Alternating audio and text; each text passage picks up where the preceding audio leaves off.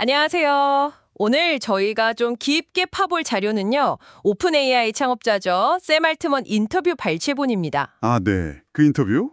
AI에 대한 그의 비전이라던가 또 오픈 AI 처음 만들 때 이야기, 미래 예측 같은 거요. 흥미로운 내용 많죠. 네, 특히 AI 최신 흐름이나 기술 기반 창업의 본질 같은 거 이런 핵심만 좀 빠르게 알고 싶으시면 오늘 아주 딱일 겁니다.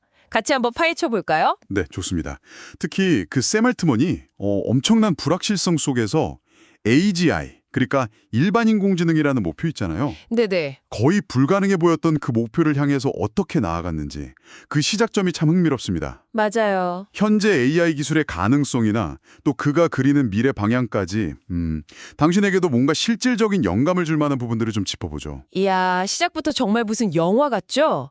그 당시 99%가 미쳤다고 생각했던 AGI 개발의 목표를 삼았다니요. 네, 그렇죠. 샘 알트만 본인도 구체적인 제품 계획, 수익 모델 이런 거 없이요. 그냥 소수의 강한 믿음, 그리고 일단 해보자. 이걸로 시작했다고 하잖아요. 맞아요. 그게 핵심이죠. 지금이야 챗GPT 이게 익숙하지만 그때는 완전 공상과학 소설 같은 그런 느낌이었을 텐데 말이죠. 그렇죠. 여기서 진짜 중요한 건 아무리 지금 큰 성공을 거둔 스타트업이라도요. 처음엔 정말 수익 0달러. 여기서 시작한다는 그 현실이에요. 아, 그렇죠. 미래 가능성을 보고 뛰어드는 그 소수 핵심 인력의 확신, 그런 게 전부였던 거죠. 심지어 일론 머스크한테 성공 확률 0%라는 약간 혹평에 가까운 이메일까지 받았다는 거 일어있잖아요. 아, 네네. 그 얘기 들었어요. 그게 참 외부 시선이 아무리 회의적이라도 그 신념을 지키는 게 얼마나 결정적인지 또 얼마나 어려운지 이걸 딱 보여주는 대목 같아요. 현재로 와서 보면 또 챗GPT나 API 활용 방식이 계속 진화한다는 점도 눈에 띄고요. 네, 계속 바뀌죠. 특히 샘 알트먼이 올해 나온 기능 중에 메모리를 가장 좋아한다고 딱 꼽은 게 저는 좀 인상 깊었어요. 아, 메모리 기능. 네, 그냥 질문에 답만 하는 AI가 아니라 사용자를 점점 알아가면서 좀 능동적으로 돕는 그런 방향. 그렇죠. 개인화되는 거죠. 네, 마치 영화 헐 같은 그런 개인화된 AI로 가는 약간 첫걸음처럼 보는 것 같더라고요. 바로 그 지점이 중요해요.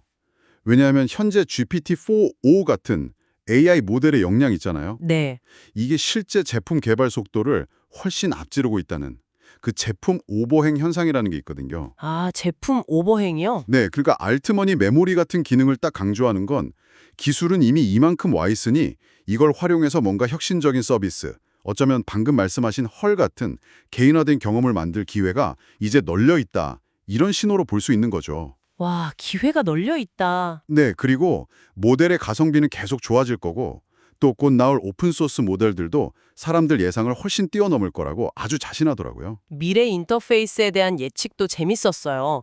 사용자가 거의 의식하지 못할 만큼 자연스러워질 거다.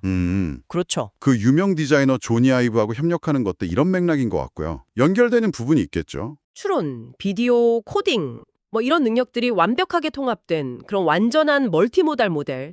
아마 GPT-5 2구가 될 것 같은데 여기에 대한 기대도 엄청 크고요. 네, 기대되죠. 심지어 이런 AI 두뇌가 로봇이랑 결합해서 나중에는 챗 GPT 최고 구독자한테 로봇을 공짜로 보내줄 수도 있다. 이런 상상까지 하던데요. 하하, 그런 상상까지.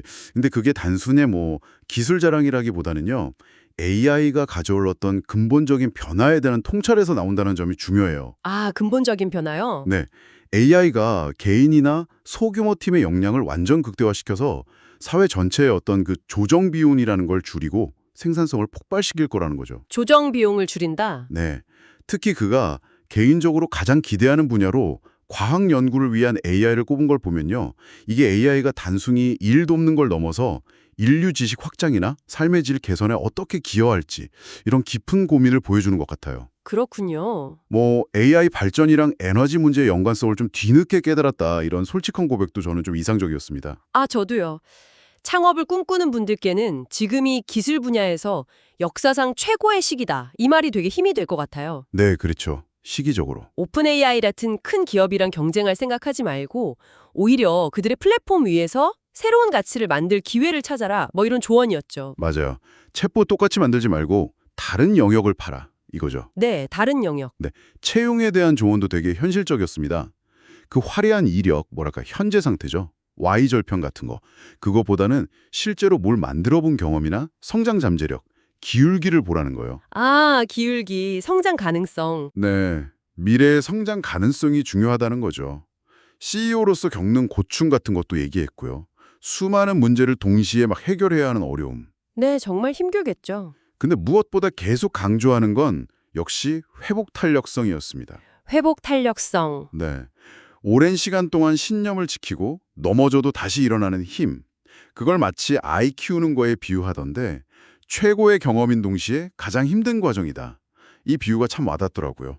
오늘 이렇게 샘 알트먼의 생각들을 쭉 따라가 보니까 뭐 AI 기술의 현재랑 미래뿐만 아니라 이게 우리 일과 삶 또 사회 전체를 어떻게 바꿀지에 대한 그의 깊은 고민 그리고 좀 담대한 그림을 본 것 같습니다. 그렇습니다. 특히 AI를 과거 그 트랜지스터 발명에 비유하면서 이게 가져올 사회 병지적 변화의 규모와 속도, 이걸 확신하는 모습이 아주 강렬했죠. 네.